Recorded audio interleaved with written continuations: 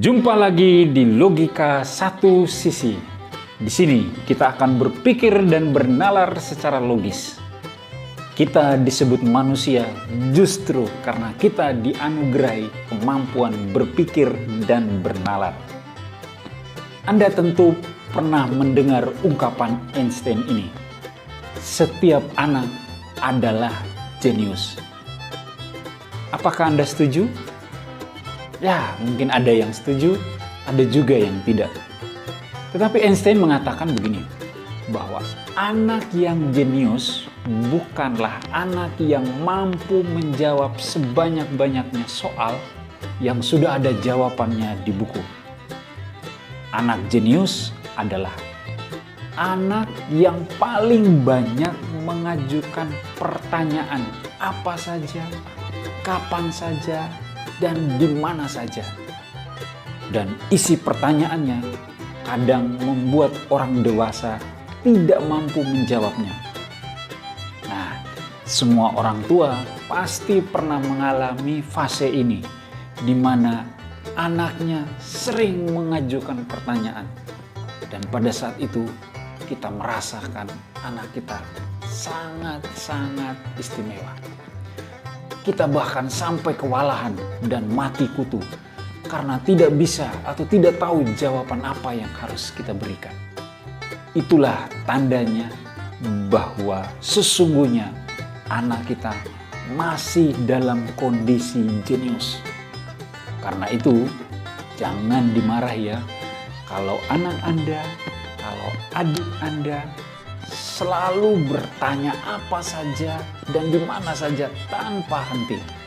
Karena kalau Anda melarangnya untuk bertanya, itu artinya Anda mematikan kejeniusannya. Tapi seringkali ketika mulai bersekolah, kejeniusan itu justru hilang. Anak tiba-tiba saja tidak pernah bertanya. Anak justru takut untuk bertanya. Mengapa? Konon, itu karena kejeniusan alamiah anak itu dikesampingkan dan kurang mendapat tempat akibat dari kejeniusan tunggal dan gaya belajar tunggal yang diterapkan dalam sistem pendidikan sebagai cara yang paling benar untuk belajar. Nah, kita melihat bahwa sekolah sekarang ini tidak melayani berbagai jenis kecerdasan yang berbeda-beda yang dibawa oleh anak-anak kita sejak lahir. Padahal, sejak Howard Gardner hadir dengan konsep kecerdasan gandanya, semua orang mulai menyadari bahwa setiap orang memiliki kecerdasannya masing-masing. Walaupun dunia pendidikan sadar pentingnya perubahan dan terobosan-terobosan baru dalam dunia pendidikan, namun dunia pendidikan justru menghadapi banyak tantangan, baik secara internal dari para guru dan para administratornya, maupun dari faktor eksternal seperti politik dan birokrasi yang mengelilingi profesi pendidikan yang mencegah banyak inovasi baru. Misalnya, di dalam sekolah kita misalnya menemukan setidaknya ada 3 tipe guru dan administrator. Yang pertama adalah kelompok yang rajin bekerja dan ingin mengubah sistem. Kedua, kelompok yang rajin bekerja melawan perubahan. Dan ketiga, kelompok yang tidak peduli apakah sistem itu berubah atau tidak. Atau misalnya di tanah air, kita menjumpai Menteri Pendidikan kita, Nadiem Makarim, meluncurkan program guru penggerak untuk mewujudkan pembaharuan di bidang pendidikan. Program itu tiba-tiba mendapatkan tekanan baik secara politis maupun birokrasi, sehingga tidak jadi dilaksanakan. Karena itu, sistem pendidikan atau sistem pembelajaran di sekolah tetap sama selama bertahun-tahun. Dunia pendidikan kita masih terperosok dan terjebak dalam gagasan-gagasan kuno, terjebak dalam kebiasaan-kebiasaan kuno. Kalau kita mengunjungi sekolah-sekolah di Indonesia sekarang ini, kita akan menemukan situasi yang tidak jauh berbeda. Situasi yang sama dengan situasi pada 10, 20, bahkan 30 tahun yang lalu ketika kita masih sekolah. Jadi tidak mengherankan kalau banyak orang mengatakan sekolah adalah institusi yang paling lamban dan paling malas untuk berubah. Padahal ada sebuah dalil yang dipakai, yaitu dalil Moore, yang mengatakan bahwa jumlah informasi akan berlipat ganda setiap 18 bulan. Artinya begini, untuk mengimbangi perubahan, Anda harus mempelajari kembali secara virtual segala sesuatunya setiap 18 bulan. Kalau tidak, Anda pasti akan tertinggal. Beberapa dekade silam, perubahan terjadi sangat lambat. Tapi sekarang ini, apa yang kita ketahui pada waktu lampau sudah menjadi usang dengan cepat. Apa yang kita pelajari memang penting, tapi yang jauh lebih penting adalah seberapa cepat kita dapat belajar, berubah, dan beradaptasi terhadap informasi baru. Ini bukan berarti bahwa kita tidak boleh sekolah. Tentu bukan itu. Sekolah tetap penting. Bahkan kita harus mengakui bahwa sekarang ini pendidikan itu menjadi jauh lebih penting dibanding saat manapun dalam sejarah.